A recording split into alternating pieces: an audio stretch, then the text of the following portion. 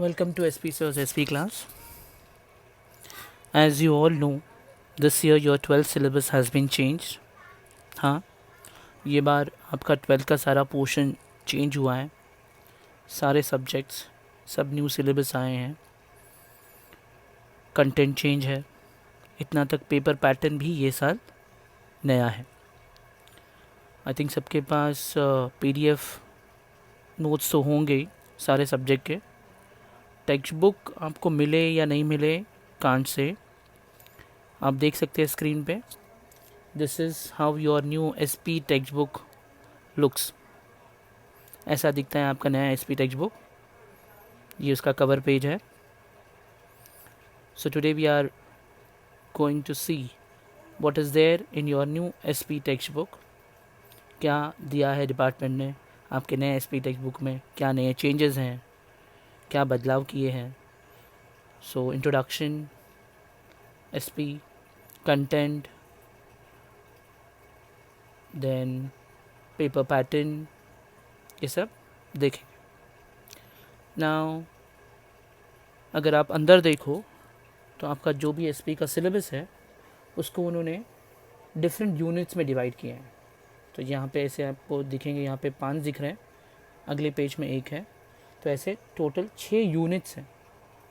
तो आपका पूरा SP का सिलेबस जो है उसको 6 यूनिट में डिवाइड किया है. जैसे आपका इंग्लिश में यूनिट्स होते हैं ना, तो यूनिट्स के अंदर फिर अलग अलग लेसन्स होते हैं. वैसे यहाँ पे भी ये 6 यूनिट्स जिसके बेसिस पे आगे जाके अलग अलग लेसन्स बनाए हैं. सो हम 1 बाय 1 ये यूनिट्स पढ़ेंगे. उसके बाद ये यूनिट से जो लेसन बने वो लेसन के हेड्स देखेंगे. So I am going to read now, तो प्लीज़ सब लोग ध्यान दो. First unit is source of corporation finance. जो आपका फर्स्ट यूनिट है वो कॉरपोरेट फाइनेंस का सोर्सेस बताता है. जो कॉरपोरेट के लिए फाइनेंस चाहिए वो फाइनेंस का सोर्सेस, ज़रिया, उसके बारे में डिटेल में एक्सप्लेन करता है आपका यूनिट नंबर 1, जिसमें हम पढ़ेंगे understand the concept of corporate finance and its importance. Understand the meaning of capital structure of a company. एक कंपनी का कैपिटल स्ट्रक्चर कैसा होता है, कैपिटल में क्या क्या होता है. Understand the various sources of owned and borrowed capital. जो कैपिटल, जो पैसा फाइनेंस हम कलेक्ट करते हैं, या तो ओन्ड या तो बोरोड, 2 टाइप है. तो ओन्ड के बारे में, बोरोड के बारे में हम जानेंगे. Compare different source of finance. तो डिस्टिंग्विश बिटवीन ओन्ड और बोरोड के बीच का डिस्टिंग्विश. तो ये डिटेल में हम यूनिट नंबर 1 में जानेंगे. Now come to the second unit, that is capital raising. First unit में हम कैपिटल तो समझ गए, कैपिटल का मतलब क्या, कैपिटल कहाँ कहाँ से आता है, कितने टाइप का है. अब सेकेंड यूनिट हम समझेंगे वो कैपिटल रेज कैसे करना है, कैपिटल को कलेक्ट कैसे करेंगे, कहाँ से पैसा आएगा. So understand the provision and procedure related to issue of share, debenture and acceptance of public deposit. So company को जो पैसा मिलता है वो या तो शेयर से मिलता है, या तो डिबेंचर से मिलता है, या तो फिर डिपॉजिट से, पब्लिक डिपॉजिट से मिलता है. तो इसका डिटेल, इसका मतलब क्या है, ये क्या होता है, कैसे पैसा आता है इसके ज़रिए, उसका प्रोविज़न क्या है, उसके प्रोसीजर्स क्या हैं, ये हम जानेंगे यूनिट नंबर 2 में. ना come to unit number 3, that is secretarial correspondence. Correspondence हमने 11th में भी किया है. What is correspondence? Letter writer.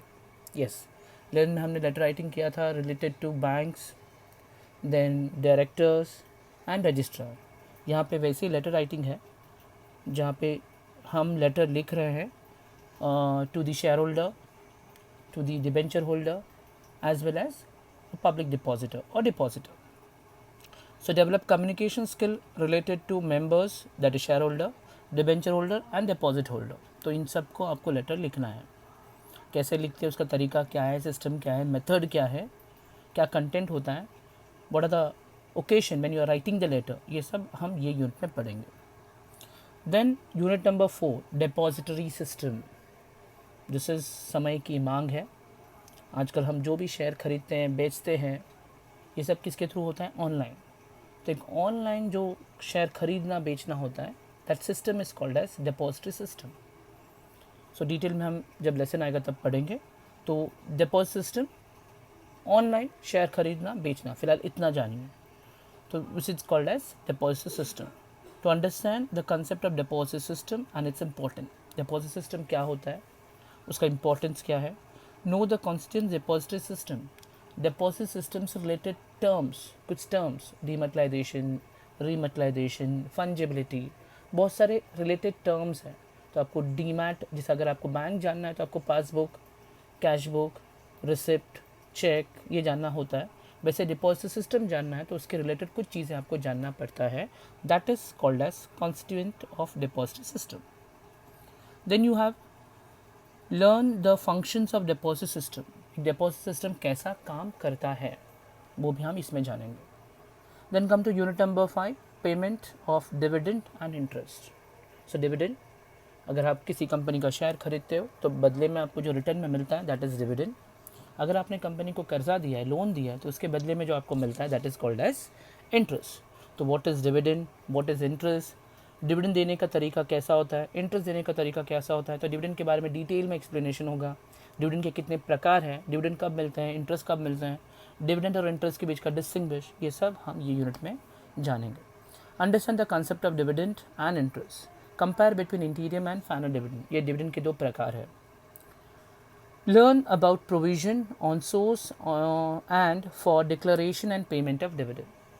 सो यहाँ पे डिविडेंड्स के रिलेटेड प्रोविजन, उसके सोर्सेस, उसके डिक्लेरेशन, पेमेंट ऑफ डिविडेंड, उस बारे में सब हम ये लेसन में डिटेल में डिविडेंड के बारे में जानेंगे। ये हो गया आपका 5वां यूनिट। उसके बाद सबसे last 6th unit, financial market. Company को कंपनी चलाने के लिए क्या चाहिए, फाइनेंस। और ये फाइनेंस जहाँ से आता है उस जगह को बोलते हैं finance market. In short share market. Company को पैसा नॉर्मली हम बोलते हैं शेयर से मिलता है, तो शेयर कहाँ से आता है, share market. Share market mean stock exchange. तो यहाँ पे स्टॉक एक्सचेंज एक पार्ट है उसका, बट फाइनेंशियल मार्केट में अलग पार्ट है। Then you have financial market में you have primary market, secondary market, all those things you have.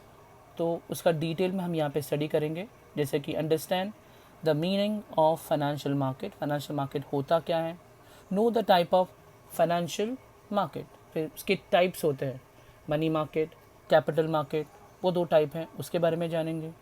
Learn about the different type of financial institution, अलग अलग type के फाइनेंशियल इंस्टीट्यूशंस होते हैं, उसके बारे में जानेंगे। Then understand the meaning and function of stock exchange, तो स्टॉक एक्सचेंज क्या होता है उसके बारे में जानेंगे। Know about Bombay stock exchange and national stock exchange, BSE and CSE, NSE sorry. Understand the different terms related to stock exchange. अब stock exchange से रिलेटेड अलग अलग टर्म्स, स्टॉक मार्केट में यूज़ होने वाली चीज़ें, वहाँ के ब्रोकर्स के बारे में, वहाँ के सिस्टम के बारे में, ट्रेडिंग के बारे में, उसके बारे में knowledge. Understand the role of SEBI in capital market. और सबसे last SEBI, security exchange board of India, इसका रोल क्या है स्टॉक मार्केट में, ये हम जानेंगे। सो ये हो गया आपका यूनिट्स, 6 यूनिट्स।